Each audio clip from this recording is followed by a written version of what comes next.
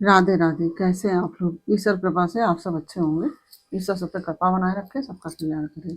आज हम बताने जा रहे हैं श्रीमद् भागवत महापुराण के 10वें स्कंद का 74वां अध्याय, यानी कि 74 अध्याय, और भगवान की अग्र पूजा और शिशुपाल का उद्धार। उसके पहले हम कहना चाहेंगे, यदि आपने हमारे चैनल को सब्सक्राइब नहीं किया तो प्लीज़ हमारे चैनल को सब्सक्राइब कर लीजिए और बेल आइकन बटन अवश्य दबा दीजिए, जिससे कि हमारे आने वाले सारे वीडियोस आपको प्राप्त हो सकें। यदि आपको कथा अच्छी लग रही है, समझ में आ रही है, तो वीडियो को लाइक शेयर कीजिए, कमेंट अवश्य करिए और कमेंट में राधे राधे अवश्य लिखिए। चलिए अब चलते हैं कथा की तरफ। श्रीमन्नारायण नारायण हरि हरि भजन नारायण नारायण हरि हरि, तेरी लीला सबसे प्यारी प्यारी, हरि हरि तेरी लीला सबसे न्यारी न्यारी, हरि हरि श्रीमन्नारायण नारायण हरि हरि भजन नारायण नारायण हरि हरि। राधे राधे। बोलो कृष्ण कन्हैया लाल की जय। श्री सुखदेव जी कहते हैं, परीक्षित, धर्मराज युधिष्ठिर जरासंध का वध और सर्वशक्तिमान भगवान श्री कृष्ण की अद्भुत महिमा सुनकर बहुत प्रसन्न हुए और उनसे बोले। धर्मराज युधिष्ठिर ने कहा, सच्चिदानंद स्वरूप श्री कृष्ण त्रिलोकी के स्वामी ब्रह्मा शंकर आदि और इंद्र आदि लोकपाल सब आपकी आज्ञा पाने के लिए तरसते रहते हैं, और यदि वह मिल जाती है तो बड़ी श्रद्धा से उसको सिरोधार्य करते हैं। अनंत हम लोग तो अत्यंत दीन परंतु दीन परंतु मानते हैं आप अपने को भूपति और नरपति। ऐसी स्थिति में तो हम दंड के पात्र, परंतु आप हमारी आज्ञा स्वीकार करते हैं और उसका पालन करते हैं। सर्वशक्तिमान कमल नयन भगवान के लिए यह मनुष्य लीला का अभिनय मात्र है। जैसे उदय अथवा अस्त के कारण सूर्य के तेज में घटती या बढ़ती नहीं होती, वैसे ही किसी भी प्रकार के कर्मों से ना तो उसका उल्लास होता है और ना ही ह्रास होता है, और ना ही उल्लास ही होता है, क्योंकि आप सजाति विजाति और स्वगत भेद से रहित स्वयं परब्रह्म परमात्मा है। किसी से पराजित न होने वाले माधव, यह मैं हूँ, यह मेरा है और यह तू है और यह तेरा है, इस प्रकार की विकार युक्त भेद बुद्धि तो पशुओं की ही होती है। जो आपके अनन्य भक्त हैं, उनके चित्त में ऐसे पागलपन के विचार कभी नहीं आते। फिर आप में तो होंगे ही कहाँ से? इसलिए आप जो कुछ कर रहे हैं वह लीला ही लीला है। शिव सुखदेव जी कहते हैं, परीक्षित, इस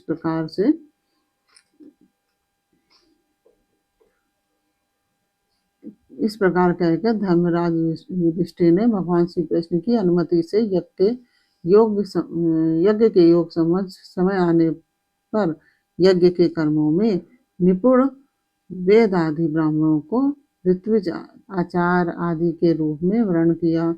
उनके नाम ये हैं: श्री कृष्ण द्वैपायन, व्यासदेव, भरद्वाज, सुमंतु, गौतम, असित, वशिष्ठ, च्वंद, कर्ण और मैत्रेय, कवच, कृत, विश्वामित्र, वामदेव, सुमति, जैमिनी, क्रतु, पैल, पराशर, गर्ग, वैशंपायन, अथर्वा, कश्यप, धौम्य, परशुराम, शुक्राचार्य, आसुरी, वीतिहोत्र, मधुश्चंदा, वीरसेन और अकृतवर्ण। इनके अतिरिक्त धर्मराज ने द्रोणाचार्य, भीष्म पितामह, कृपाचार्य, धृतराष्ट्र और उनके दुर्योधन आदि पुत्रों और महामति विदुर आदि को भी बुलवाया। राजन, राजसूय यज्ञ का दर्शन करने के लिए देश के सब राजा, उनके मंत्री और तथा कर्मचारी, ब्राह्मण, क्षत्रिय, वैश्य, शूद्र सब के सब वहां आए। इसके बाद ऋत्विज ब्राह्मणों ने सोने के हलों से यज्ञ भूमि को जुतवाकर राजा युधिष्ठिर को शास्त्रानुसार यज्ञ की दीक्षा दी। प्राचीन काल में जैसे वरुण देव के यज्ञ में सब के सब यज्ञपात्र सोने के बने हुए थे, वैसे ही युधिष्ठिर के यज्ञ में भी थे। पांडुनंदन महाराज युधिष्ठिर के यज्ञ में निमंत्रण पाकर ब्रह्मा जी, शंकर जी, इंद्र आदि लोकपाल अपने गणों के साथ सिद्ध और गंधर्व, विद्याधर, नागमुनि, यक्ष, राक्षस, पक्षी, किन्नर, चारण, बड़े बड़े राजा और रानियां ये सभी उपस्थित हुए। सब ने बिना किसी प्रकार के कौतूहल के यह बात मान ली कि राजसूय करना युधिष्ठिर के योग्य ही है, क्योंकि भगवान श्री कृष्ण के भक्त के लिए ऐसा करना कोई बड़ी बात नहीं है। उस समय देवताओं के समान तेजस्वी याजकों ने धर्मराज युधिष्ठिर से विधि पूर्वक राजसूय याग कराया, ठीक वैसे ही जैसे पूर्व काल में देवताओं ने वरुण से करवाया था।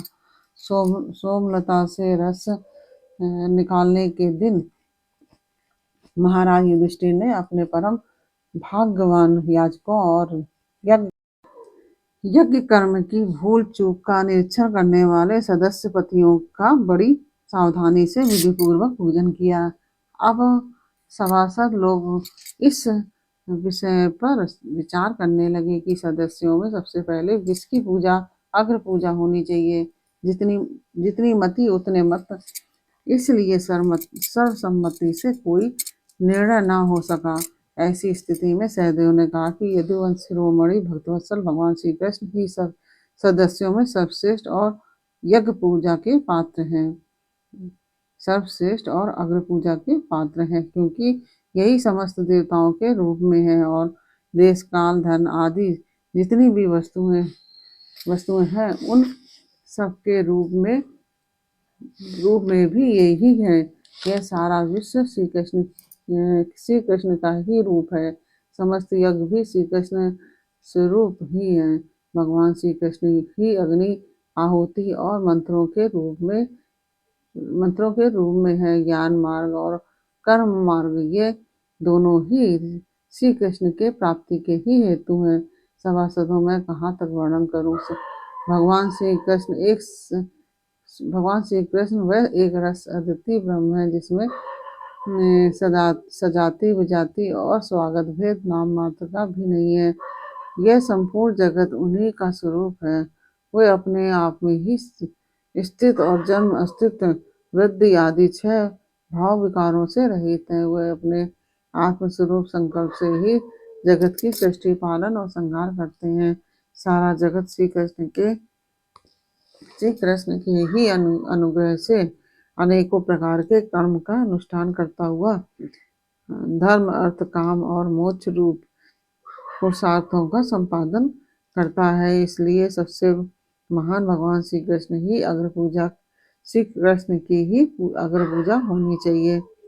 इनकी पूजा करने से समस्त प्राणियों की तथा अपनी भी पूजा हो जाती है। जो अपने दान धर्म को अनंत भाव से युक्त करना चाहता है, उसे चाहिए कि समस्त प्राणियों और पदार्थों के अंतरात्मा भेदभाव रहित परम शांत और परिपूर्ण भगवान श्री कृष्ण को ही दान करें।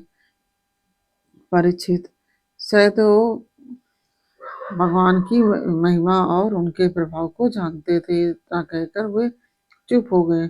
उस समय धर्मराज युधिष्ठिर की यज्ञ सभा में जितने सत्पुरुष उपस्थित थे, सब ने एक स्वर में बहुत ठीक कहकर सहदेव की बात का समर्थन किया। धर्मराज युधिष्ठिर ने ब्राह्मणों की यह आज्ञा सुनकर तथा सभासदों का अभिप्राय जानकर बड़े आनंद से, प्रेमोद्वेग से विह्वल होकर भगवान श्री कृष्ण की पूजा की। अपनी पत्नी, भाई, मंत्री और कुटुंबियों के साथ धर्मराज युधिष्ठिर ने बड़े प्रेम और आनंद से भगवान के पांव पखारे तथा उनके चरण कमलों का लोक पावन जल अपने सिर पर धारण किया।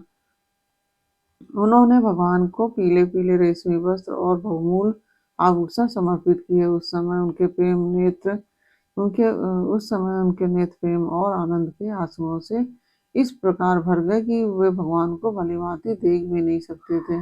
यज्ञ सभा में उपस्थित सभी लोग भगवान श्री कृष्ण को इस प्रकार पूजित सत्कृत देखकर हाथ जोड़े हुए नमो नमः, जय जय इस प्रकार के नारे लगाकर उन्हें नमस्कार करने लगे। उस समय आकाश से स्वयं ही पुष्पों की वर्षा होने लगी। परीक्षित अपने आसन पर बैठा हुआ शिशुपाल यह सब देख सुन रहा था। भगवान श्री कृष्ण के गुण सुनकर उसे क्रोध हो आया और वह उठकर खड़ा हो गया। वह भरी सभा में हाथ उठाकर बड़ी असहिष्णुता किंतु निर्भयता के साथ भगवान को सुनाकर अत्यंत कठोर बातें कहने लगा। सभासदों, स्थितियों का यह कहना सर्वदा सत्य है कि काल ही ईश्वर है। लाख चेष्टा करने पर वह अपना काम करा ही लेता है। इसका आगाध प्रमाण हमने देख लिया कि यहाँ बच्चों और मूर्खों की बात से बड़े बड़े वयोवृद्ध और ज्ञानवृद्धों की बुद्धि भी चकरा गई है।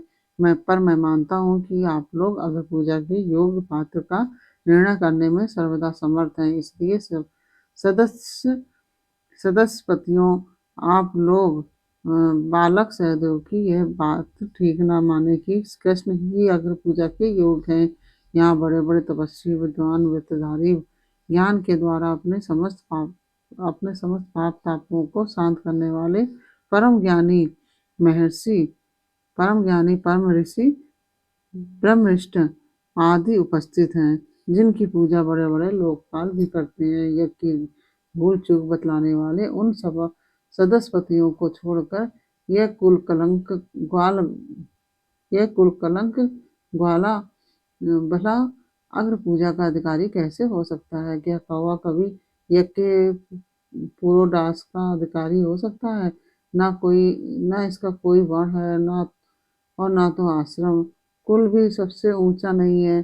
सारे धर्मों से यह बाहर है। वेद और लोक मर्यादाओं का उल्लंघन करके मनमाना आचरण करता है। इसमें कोई गुण भी नहीं है। ऐसी स्थिति में यह अग्र पूजा का पात्र कैसे हो सकता है? आप लोग जानते हैं कि राजा ययाति ने इसके वंश को शाप दे रखा है, इसलिए सत्पुरुषों ने इस वंश का ही बहिष्कार कर दिया है। ये सब सर्वदा व्यर्थ मधुपान में आसक्त रहते हैं। फिर ये अग्र पूजा के योग कैसे हो सकते हैं? इन सबने ब्रह्म ऋषियों के द्वारा सेवित मथुरा आदि देशों का परित्याग कर दिया है और ब्रह्मचर्य के विरोधी वेद चर्चा रहित समुद्र में किला बनाकर रहने लगे हैं। वहां से जब ये बाहर निकलते हैं तो डाकुओं की तरह सारी प्रजा को सताते हैं। परीक्षित, सच पूछो तो शिशुपाल का सारा शुभ नष्ट हो चुका था। इसी से उसने और भी बहुत सी कड़ी कड़ी बातें भगवान श्री कृष्ण को सुनाई, परंतु जैसे सिंह कभी सियार की हुआ पर ध्यान नहीं देता, वैसे ही भगवान श्री कृष्ण चुप रहे और उन्होंने उसकी बातों का कुछ भी उत्तर नहीं दिया। परंतु सभासदों के लिए भगवान की निंदा सुनना असह्य था। उनमें से कई अपने अपने कान बंद करके क्रोध से शिशुपाल को गाली देते हुए बाहर चले गए। परीक्षित, जो भगवान की या भगवत परायण भक्तों की निंदा सुनकर वहां से हट नहीं जाता, वह अपने शुभ कर्मों से च्युत हो जाता है और उसकी अधोगति होती है। परीक्षित, अब शिशुपाल को मार डालने के लिए पांडव, मत्स्य, कैकेयी और सृजयवंशी नरपति क्रोधित होकर हाथों में हथियार ले उठ खड़े हुए, परंतु शिशुपाल को इससे कोई घबराहट न हुई। उसने बिना किसी प्रकार का आगा पीछा सोचे अपनी ढाल तलवार उठा ली और वह भरी सभा में श्री कृष्ण के पक्षपाती राजाओं को ललकारने लगा। उन लोगों को लड़ते झगड़ते देख भगवान श्री कृष्ण उठ खड़े हुए और उन्होंने अपने पक्षघाती राजाओं को शांत किया और स्वयं क्रोध करके उस अपने ऊपर झपटते हुए शिशुपाल का सिर छुरे के समान तीखी धार वाले चक्र से काट लिया। शिशुपाल के मारे जाने पर वहां बड़ा कोलाहल मच गया। उसके अनुयायी नरपति अपने अपने प्राण बचाने के लिए वहां से भाग खड़े हुए। जैसे आकाश से गिरा हुआ लोग धरती में समा जाता है, वैसे ही सब प्राणियों के देखते देखते शिशुपाल के शरीर से एक ज्योति निकलकर भगवान श्री कृष्ण में समा गई। परीक्षित, शिशुपाल के अंतःकरण में लगातार 3 जन्म से वैर भाव की अभिवृद्धि हो रही थी और इस प्रकार वैर भाव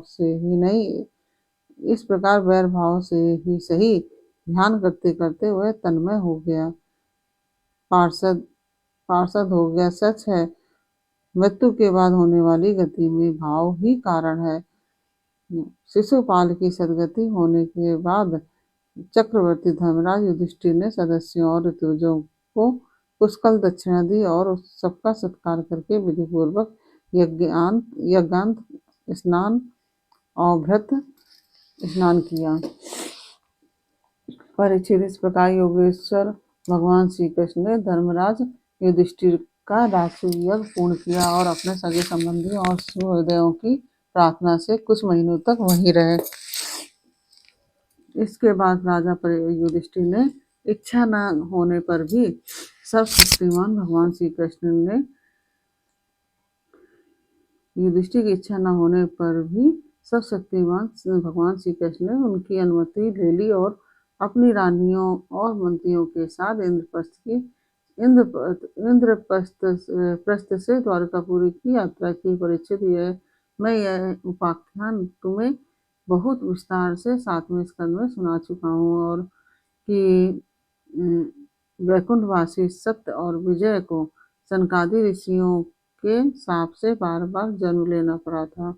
महाराज युधिष्ठिर राजसूय का यज्ञांत स्नान करके ब्राह्मण और क्षत्रियों की सभा में देवराज इंद्र के समान शोभायमान होने लगे। राजा युधिष्ठिर ने देखा कि मनुष्य और आकाशचारियों का यथायोग सत्कार किया तथा वे भगवान श्री कृष्ण एवं राजसूय यज्ञ की प्रशंसा करते हुए बड़े आनंद से अपने अपने लोक को चले गए।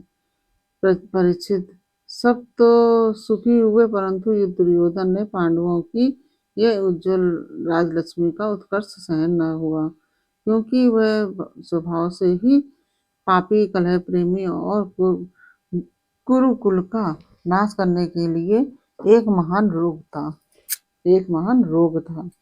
परीक्षित, जो पुरुष भगवान श्री कृष्ण की इस लीला का शिशुपाल वध, जरासंध वध, बंदी राजाओं की मुक्ति और यज्ञ अनुष्ठान का कीर्तन करेगा, वह समस्त पापों से छूट जाएगा। इस प्रकार से यह 74वां मतलब 74वां अध्याय पूर्ण हुआ।